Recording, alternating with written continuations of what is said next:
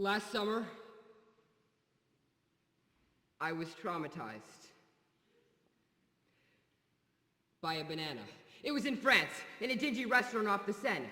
So the waiter comes up to me and gives me a menu. The thing about menus in France is that they're in French. And so usually I would order in English and they would give me snails. No matter what I had said. Something about me drew this general diagnosis of snails.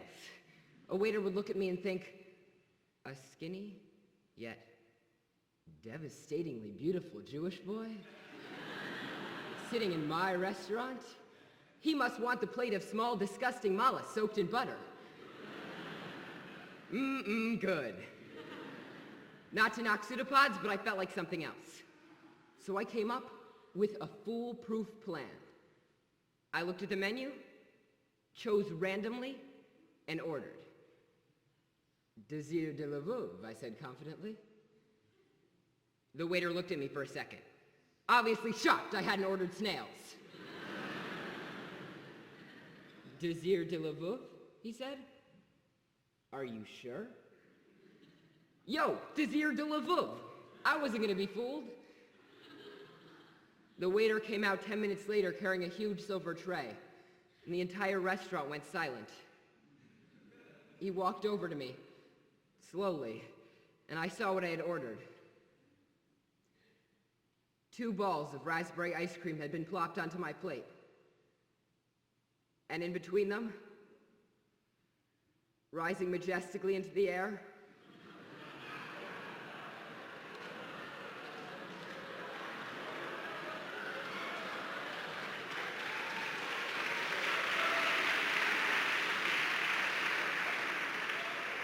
was a gigantic banana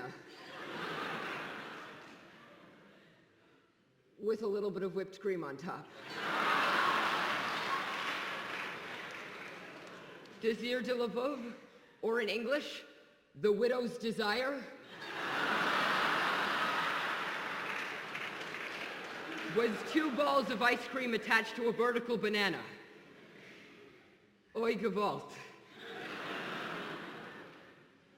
Obviously, miscommunication can be a problem for me. But our misunderstanding of other cultures can be ruinous for everybody, both home and abroad. Basic misunderstandings are consistently harming our world, our schools, and even our personal lives. Not all communication has to do with language. In his book, The Silent Language, Edward Hall explores the concept of the hidden rules of society, things that are never outrightly said, but instead are learned as steadfast axioms of social behavior.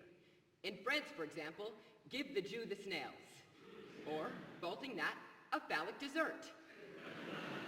Or in America, getting to the point quickly in business dealings is prized above all else. But in Greece, this is seen as boorish and crass. Failure to understand these basic rules can often lead to disastrous bananas. Results.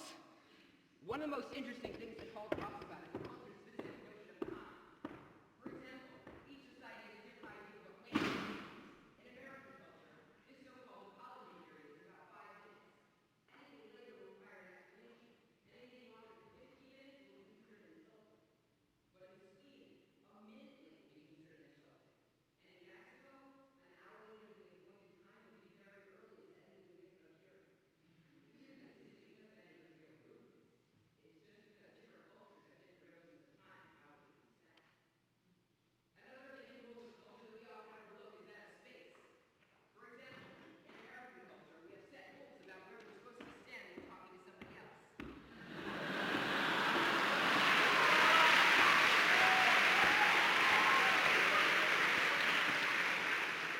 If they're a stranger, about 5 feet.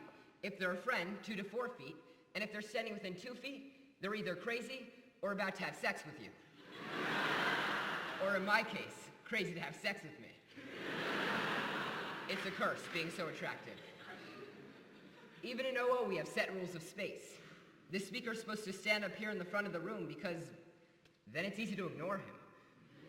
When I walked into the aisles, I was upsetting an unspoken cultural taboo. And I made you guys feel uneasy. Did I freak you out? Did I freak you out? Did I freak you out? In 1992, Clinton revolutionized the world of presidential politics forever by stepping out from behind his podium during a televised debate. By changing his spatial relationship with the audience, he transformed from a politician giving a speech to somebody who actually cared about the issues and wanted to communicate them. The thing about hidden rules is that generally the results aren't as simple as an embarrassment in France. They have very real consequences. Last year, there were more than 300 civilian deaths reported at checkpoints in Iraq. Soldiers would see a car coming towards them and they would first raise their hand to signal for it to slow down. If it didn't, they would fire a warning shot into the air, and if it still kept moving, they would be forced to shoot it. But afterwards, in place of insurgents, they almost always found unarmed women and children. So why didn't they stop? The thing is that in Iraqi culture, this doesn't mean stop. This does. And shooting into the air is a celebratory gesture. So what these people thought they were seeing were soldiers waving and celebrating the liberation of Iraq. And American soldiers were forced to shoot innocent civilians because of a simple misunderstanding. And one that could have been so easily avoided by asking anybody on the street. And culture isn't just a matter of other nations. It's a part of our everyday lives. In her book, A Framework for the Understanding of Poverty, Ruby K. Payne explores the concept of class as culture. She states that each socioeconomic class has its own hidden rules of society that can often limit social mobility. A good example is the dinner table. In a poorer family, the first question will be asked is, did you get enough? Survival is the foremost purpose of food. In a middle-class family, the first question will be, do you like it? There's always something else to eat. But in an upper-class family, the first question will be, do you like the way it looks? There's such an abundance of food that rejecting a meal on even appearance alone is considered acceptable. Another good example is a story Payne tells about a woman who becomes rich and moves into a wealthy community. She goes to a party at somebody's house and notices a beautiful cubist painting on the wall. Trying to compliment the hostess, she says, wow, that almost looks like a Picasso. The woman turns around and never speaks to her again. In fact, it was a Picasso. And the woman felt like it was being implied that it was a mere imitation, the worst insult in upper-class society. The recently rich woman had no way of knowing this was insulting, because in fact, she was living in a different culture, with different societal rules and taboos.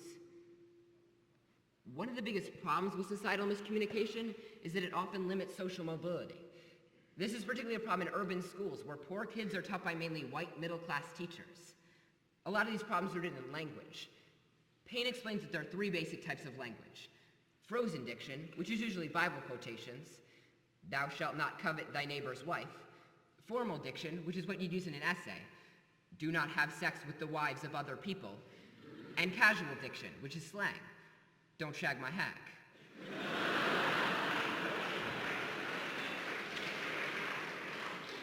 I mean it. Don't. The problem is that kids growing up in poor neighborhoods often never get a chance to learn formal diction. Then they get to school and are expected to use it in their essays and their speech, but have no way of learning it. They end up failing standardized tests, not because of any lack of intelligence, but just because nobody's ever bothered to teach them formal diction. Until teachers realize this, acknowledge the fact, and begin to specifically teach their students the language of the middle class, we will be condemning smart kids to a life of poverty. Societal miscommunication can even play a part in our personal lives. Last year on Ash Wednesday, I noticed one of my friends walking around with a little bit of ash in her forehead. Hey, Ashy, I said, trying to be funny. She turns around and goes, it's your ancestors! Referring to the Jews burned in the ovens in the Holocaust. Ha, ha, ha, ha. Now, on first glance, this might seem ridiculously offensive. That's because it is. But maybe I crossed a line as well by calling her Ashy. Because we had no notion of each other's hidden rules, what it was okay to joke about and what it wasn't, we ended up not speaking for days. Now, obviously, I'm not asking you to learn all the hidden rules of all the societies in the world, because that would be impossible. But we need to realize that they exist. The problem here isn't ordering some elongated dessert at a French restaurant. The problem is sending soldiers overseas with only a rudimentary knowledge of the cultures they're trying to save. The problem is the growing gap between the rich and the poor. The problem is a friendship gone awry because of a simple misunderstanding. And until we realize that, we'll never be able to make the cultural banana of miscommunication split for good.